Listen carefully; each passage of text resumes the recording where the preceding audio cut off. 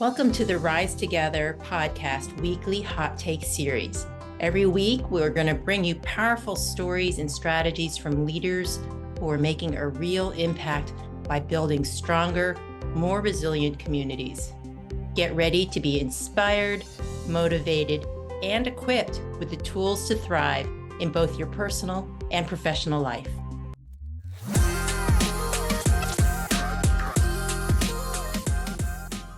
Welcome to the Rising Together weekly podcast series, part of the Foundation for Family and Community Healing.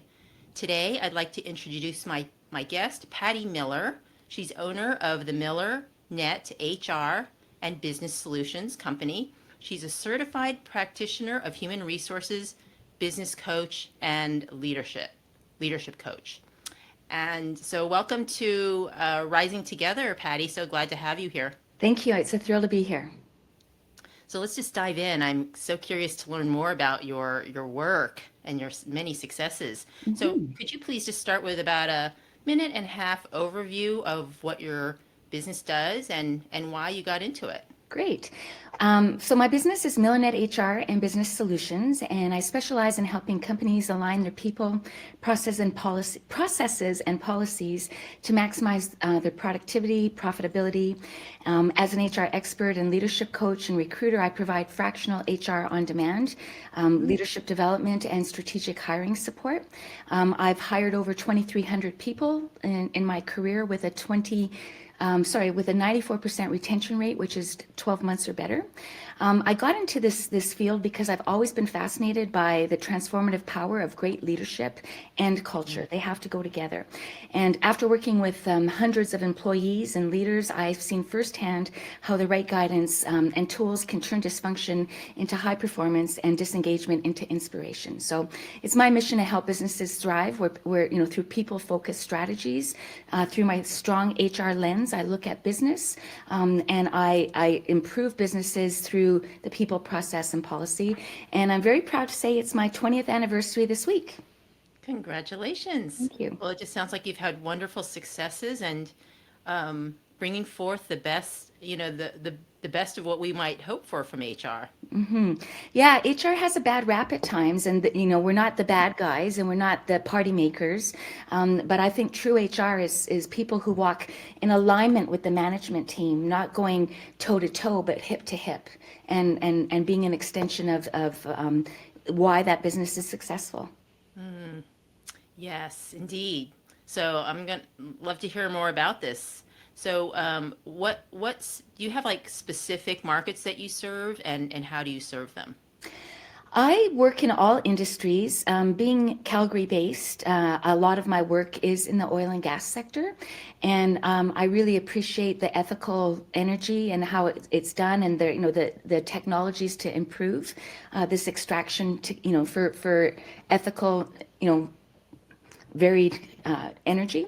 But I work in all industries and HR is good to do that. And I also find that if I'm going to work with a company, I need to really understand what they do and what does success look like for them. And because I have to come in, get my lay of the land, and then be impactful quickly. So yeah, I serve all markets. And in fact, I work across North America and I do some work in the UK. That's good. Great. So I know that you're the owner, so I assume you're the founder as well. You've been Yes. running this for 20 years. Yep. Such an accomplishment. And you talked about you got into this because you know how important, impactful, and effective leadership is and culture. Was there something that stimulated you to go into that? Well, when I was having my kids, I love working. I always have loved working. It's not a job, it's a career. And so I wanted to be part-time. And when I had my kids, so it was really important for me to work, but I also wanted to have that balance. And I felt that HR would be that industry that would accommodate that balance that a lot of moms want. Okay, and it just turned out to be a really good fit for And then you. it turned out, yeah, and then through serendipity, I was given opportunities, and then I was put into a very big role as the HR manager of an engineering firm for 5 years. Then they were acquired by a global firm, and they wanted me to move to Milwaukee, where their head office was, and it took me all of 2 seconds to say no. And then that's where I decided to put out my own shingle. And Oh, now I was 10 years in the market, in the industry with a lot of deep experience, and that gave me the confidence and the know-how to go after clients. I put out 15 emails of introduction with my new business model, and I landed 5 clients in 1 week.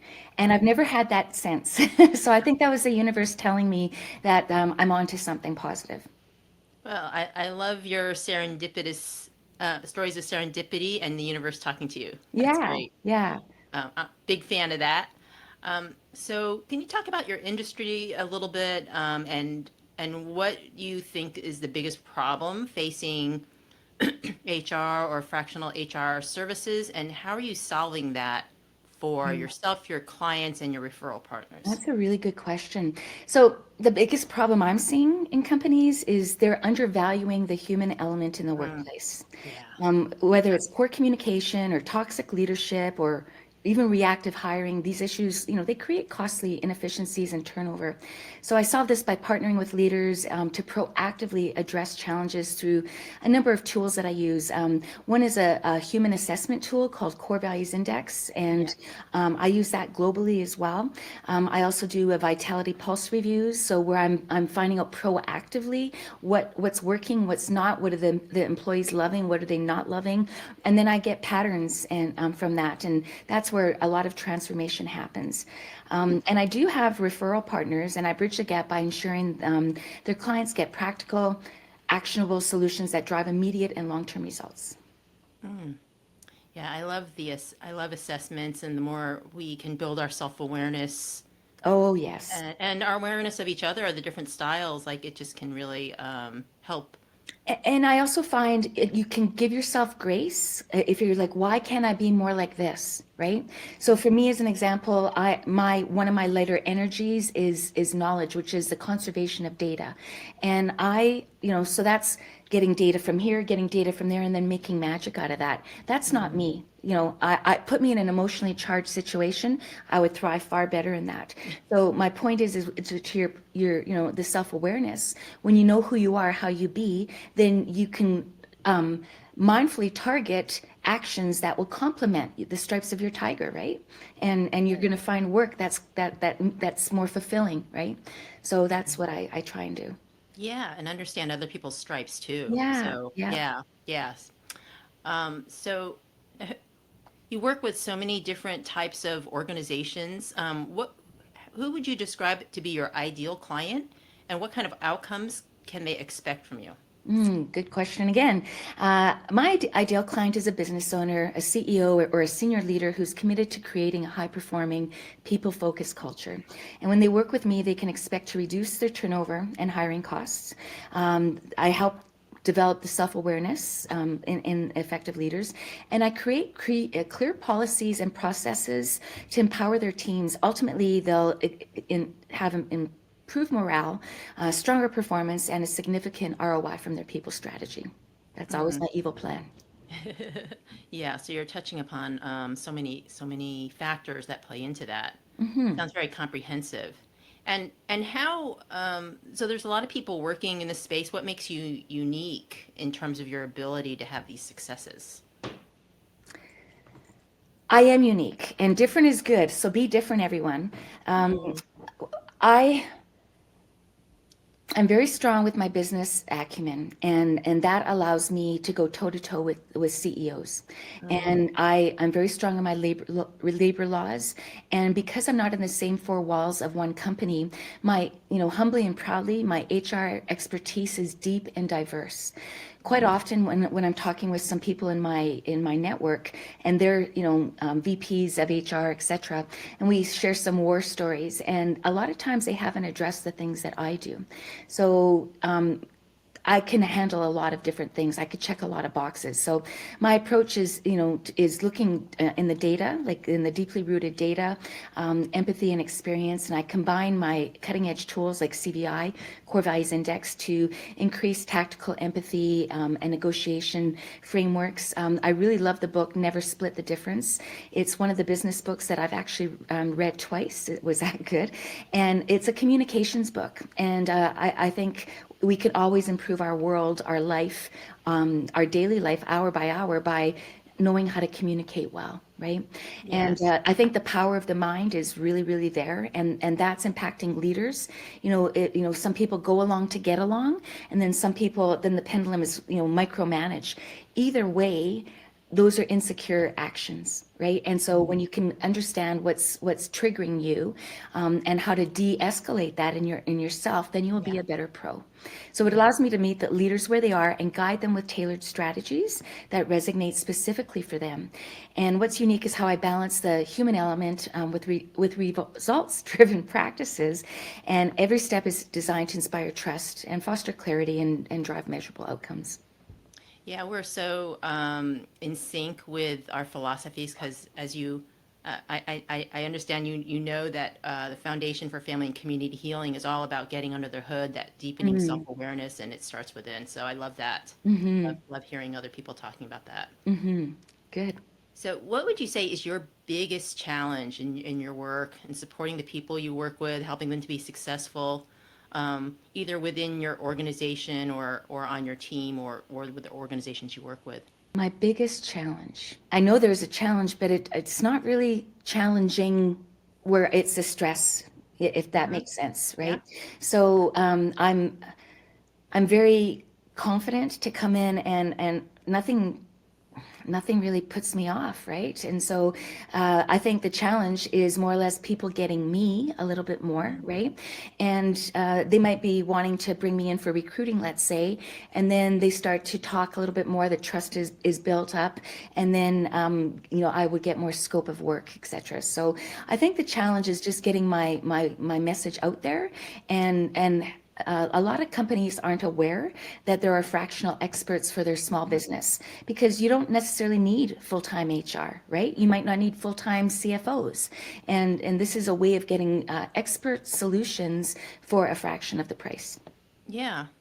What size company would, how big would you need to be in order to be ready for For a me, fractional HR person? Because, if you're a company of one or two, yeah, maybe not so much, right? So great. what would be the cut? What would be the My minimum? one of my first clients when I started, with MillerNet HR, he they only had 6 employees, and then now they're at 80.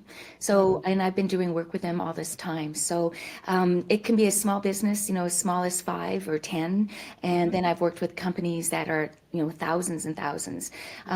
Quite often, I don't work with internal HR teams, because I work with companies that don't necessarily have HR, Yeah. and also I work with other companies that maybe have remote HR, that they're only located in a certain center, and then they need that more feet on the ground type of situation. So Mm-hmm. that's how I get into that too. Okay. Yeah, I hadn't thought of that. So where do you see your industry going over the next 5, 10 years, and how are you staying on top of these trends? Yeah, that's a really good question. Well, COVID changed everything, right? And there's some things that are better, like doing Zooms and podcasts, etc. And then there's some things that are not better. So the HR and leadership landscape is evolving, I would say, towards more of a personalization and data driven solutions. So I see a future where AI plays a larger role in hiring and performance management, but the human element of empathy, emotional Mm. intelligence, and trust, that's always going to remain Yeah. irreplaceable, right? So to Yeah. stay ahead, I continuously upskills. I follow, thought leaders. I read a lot of business books. It's been years since I read a book, a fiction book, so Mm. I'm I'm doing that to stay on top of it. I follow various large HR organizations, that specialize in HR, and I work with a number of consultants across North America as well and then I get best practices and more relevance, the more I expand my experience. So I try and get innovative strategies into my work to ensure my clients are ready for what's next.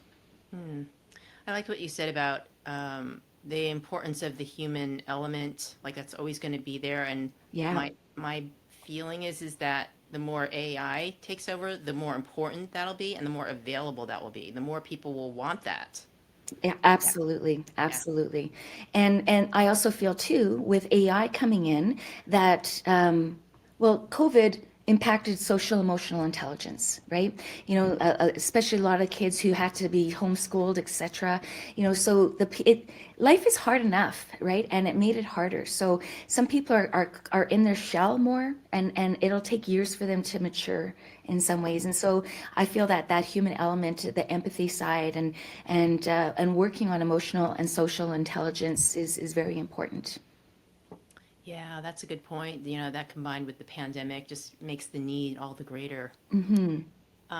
So all of this, all of these skills and resources, cognitive and emotional resources you bring to your work, oftentimes they come from challenge or failure. What's the biggest challenge or failure you faced up until this point in your life, and does that shape the way you do business? I would say, I wouldn't say failure because there should never be failure. There's always learning, right?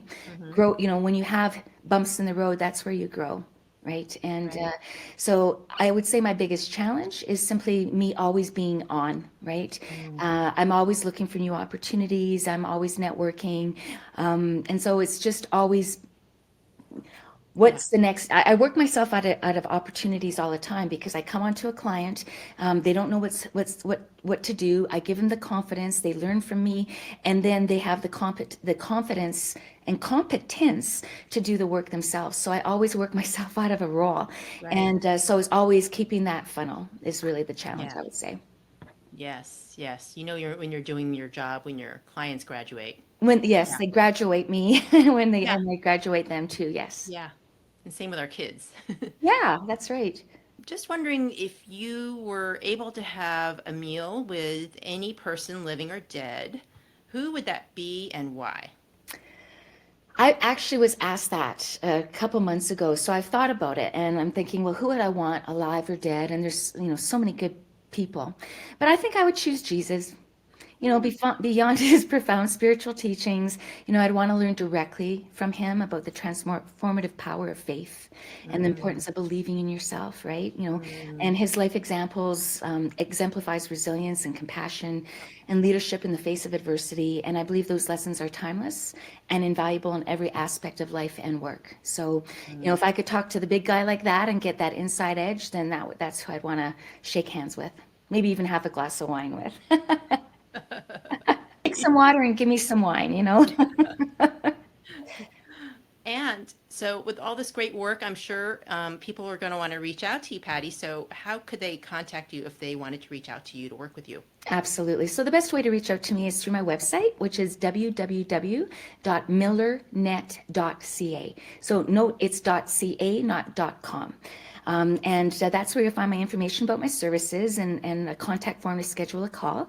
I'm also very active on LinkedIn, so reach out to me that way too. So just search for Patty Miller, Miller, and I'd love to connect and explore how we can transform workplaces together. So it would be my pleasure to work with anybody that comes from this amazing podcast. So I want to thank you as well for the good work that you're doing, and the touching of the hearts is very important, and we never know how far those ripples go, right?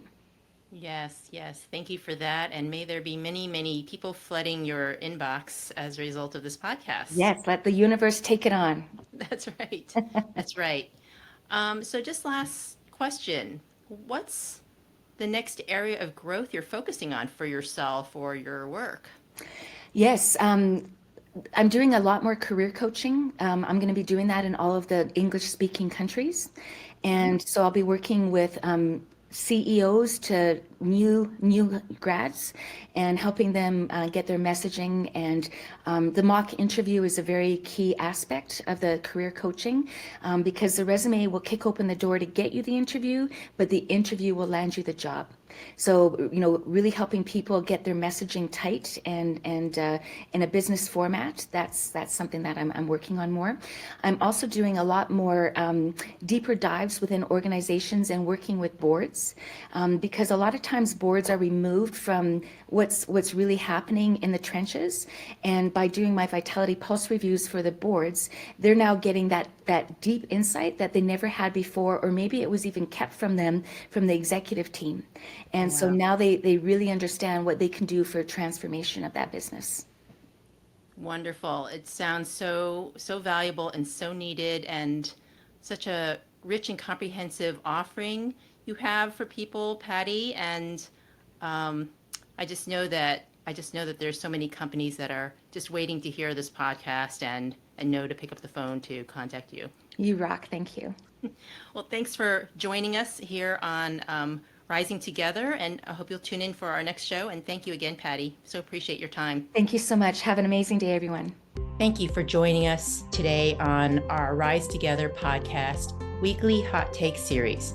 We hope you've been inspired by today's stories and strategies for building stronger, more resilient communities. Remember, resilience isn't just about bouncing back. It's about growing through every challenge to become bigger and better. If you've enjoyed this episode, please make sure to subscribe, leave a review, and share it with somebody who could benefit from these insights. Stay connected, stay resilient, and we'll see you next time.